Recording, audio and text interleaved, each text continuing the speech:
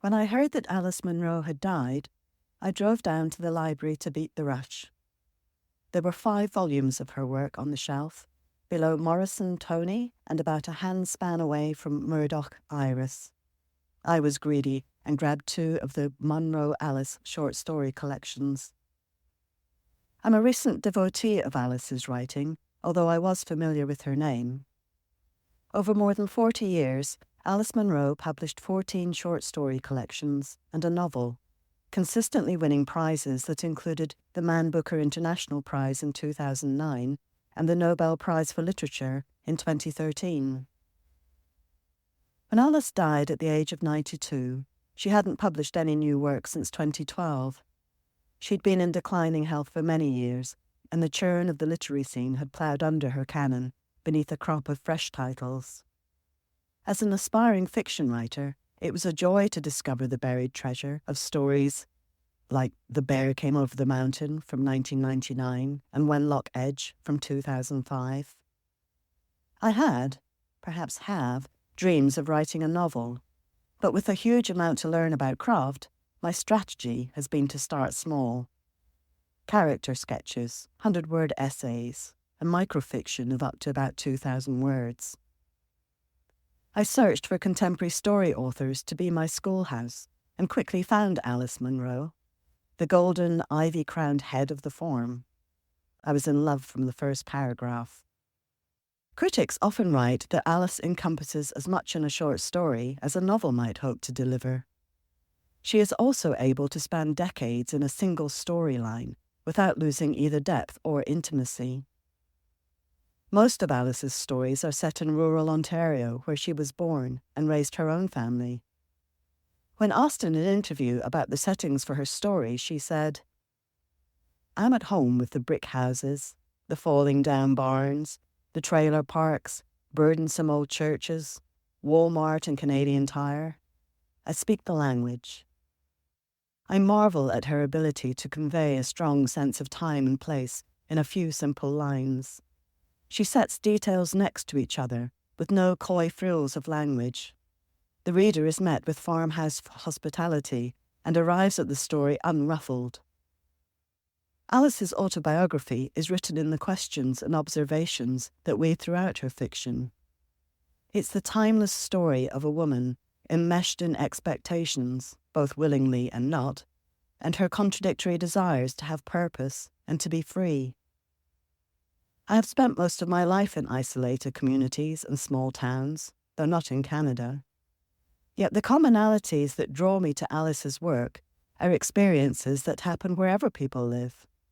From growing up and college life to the loss of a child and divorce, Alice writes the story of what it is to be a girl, a woman. When extraordinary things happen, brutal murders, heroic valor, bizarre coincidences, it doesn't feel like it's because a sensational plot point is needed, but because that's how life is. It's how people are, and Alice draws on a profound understanding of the human condition that makes her characters instantly recognizable. Good people fall into petty meanness. Insecurity grows into lust for control. A sense of responsibility is twisted by madness. I love how Alice captures the nuances of naivety and immaturity, so similar, yet not the same. And her male characters are written with the same care for the roles and expectations foisted on them by society. There's no contempt or resentment masquerading as feminism.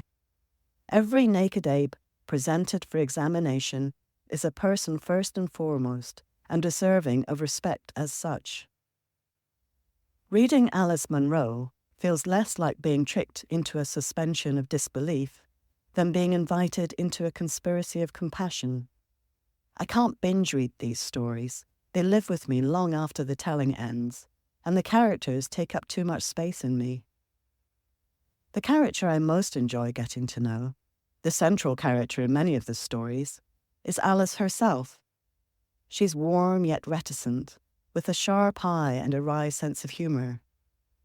In fiction, from 2009, Alice skewers herself through a thin disguise with themes of authority and authorship, of ego and betrayal, and all without a hint of self-pity.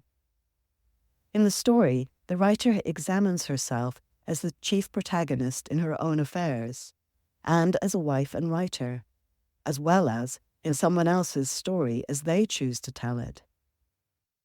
All of the characters are Alice, and towards the end of the story, the older version reads the words of the younger self, now a short story author. Love. She was glad of it. It almost seemed as if there must be some random and of course unfair thrift in the emotional housekeeping of the world, if great happiness, however temporary, however flimsy, of one person could come out of the greatest unhappiness of another. Why, yes, the older woman thinks.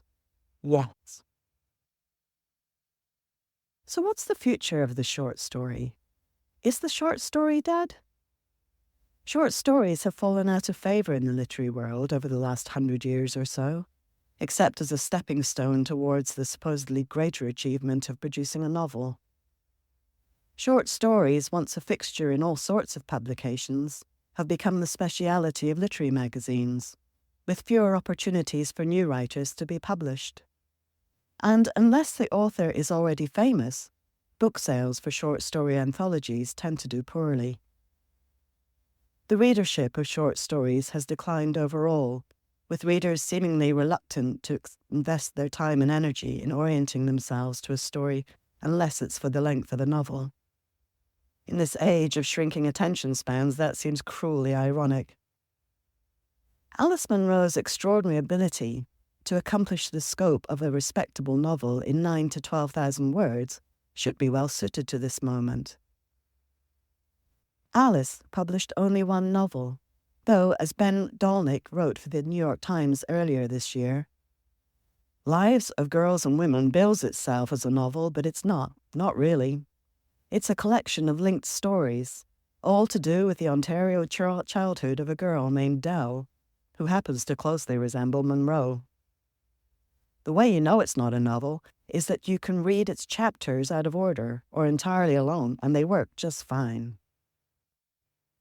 Writers of fan fiction do something similar with stories for their readers, who arrive already oriented to the genre, premise, and central characters.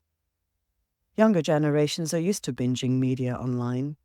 Gen Zers are more savvy than anyone about the value of their eyeballs, and they're increasingly picky about where they spend their attention. Perhaps more literary writers will explore different episodic formats for their storytelling, and perhaps the literary world will do more to help short stories and their authors flourish. I hope so, if only because somewhere down a long country road or in an urban tower block, it's likely that there are other writers like Alice Munro. Writers who don't think they have the time or skills to write a novel, writers with a keen eye for what makes us human and an ear for a good story that can be read in one sitting, yet continue to ring true for years afterwards.